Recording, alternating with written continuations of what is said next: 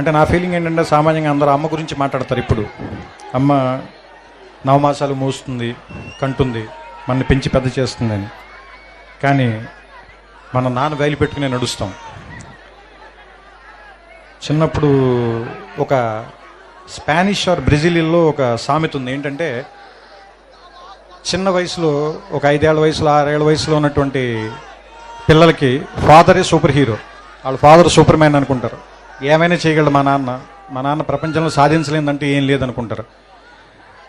వాడు స్కూల్కి వెళ్ళి వాడికి ఒక 10 ఏళ్ళు అంత వచ్చిన తర్వాత ఇంకా వేరే వాళ్ళు ఇంకా డబ్బున్న వాళ్ళ ఫాదర్లని లేదా ఇంకా బాగా పెద్ద పెద్ద కార్లు ఉన్న వాళ్ళని వీళ్ళని చూసిన తర్వాత మా నాన్న అంత గొప్పడు కాదేమోలే, మా నాన్నకంటే గొప్పలు కూడా ఇంకా చాలామంది ఉన్నారేమో అనిపిస్తుంది.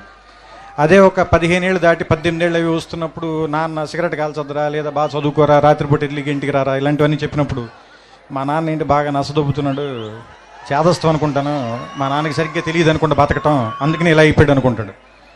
వీడికి ఒక 20 ఏళ్ళు 25 ఏళ్ళు వచ్చి ఒక అమ్మాయిని పెళ్లి చేసుకున్న తర్వాత ఒక ఫ్లాట్ రెంట్కి తీసుకోవటం, ఉద్యోగం చేయటం, నెలాఖరికి వచ్చేసరికి అప్పులు చేయాల్సి రావటం, బిల్స్ కట్టాల్సి రావటం, ఇలాంటప్పుడు నాన్న మనం మరీ అనుకున్నంత వేస్ట్ ఏం కాదనుకుంటే బాగానే మేనేజ్ చేసినట్టున్నాడు 4 పిల్లలు. కానీ మనకి దీనమ్మ ఇంకా ఒక్కడిని కూడా కనకుండానే ఇంత కష్టంగా ఉంది మనకి అనిపిస్తుంది.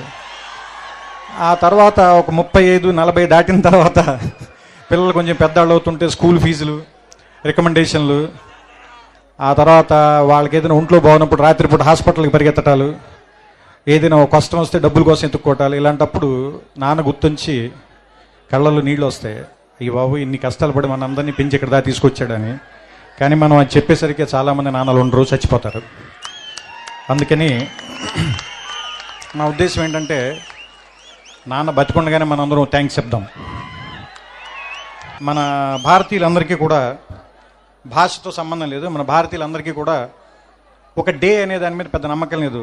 ప్రేమని ఫిబ్రవరి 14 రోజులు మాత్రమే ప్రేమించి ఆ తర్వాత ఆడపిల్లని చంపేద్దాం, వాళ్ళ మీద యాసిడ్ పోసేద్దాం, అలా కాకుండా జీవితాంతం ఆడపిల్లని ప్రేమిద్దాం, తప్పేం లేదు. అలాగే అమ్మను కూడా సంవత్సరంలో ఒక రోజు ప్రేమించి మిగతా అన్ని రోజులు కంచాలు విసిరేసి తిట్టటాలు అవి కాకుండా అమ్మని జీవితాంతం ప్రేమిద్దాం. అలాగే నాన్నను కూడా ప్రపంచంలో సంవత్సరంలో 365 రోజులు ఒక రోజు కాకుండా 365 రోజులు గుర్తించుకున్నాం. అంటే నా ఉద్దేశం it's an vote to father. ఎందుకంటే ఫాదర్స్ సరిగ్గా గుర్తింపు లేకుండా మిగిలిపోయిన ఒక పాత్ర అనిపిస్తుంది నాకు, కావ్యాల్లో కానీ నాటకాల్లో కానీ సినిమాల్లో కానీ.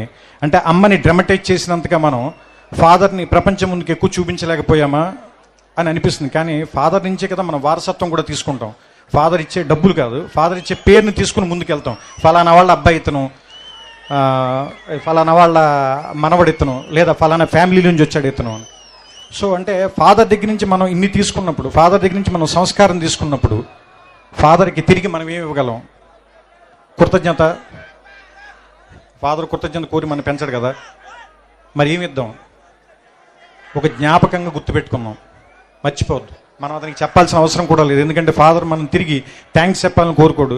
చిన్నప్పుడు ఆయన భుజాల మీదే నుంచుని ప్రపంచాన్ని చూస్తాం, ఆయన వేలు పట్టుకుని నడక నేర్చుకుంటాం, ఆయన ఒళ్ళో కూర్చుని చదవటం నేర్చుకుంటాం, ఆయన ఒళ్ళో కూర్చుని ప్రపంచాన్ని చూడటం నేర్చుకుంటాం. ఆయనతో పాటే ఆయన స్కూటర్ డ్రైవ్ చేస్తుంటే ఆయన ముందు నుంచుంటాం, ప్రపంచం మొత్తం మనమే గెలుస్తున్నాం అనుకుంటాం. ఆయన వెళ్ళిపోయిన తర్వాత ఒంటరిగా ఉన్నామని ఇప్పుడు అనుకోవద్దు. మన వెనకాల కనపడిన ఒక నీడలాగా నాన్న ఇప్పుడు మనతోనే ఉంటాడు.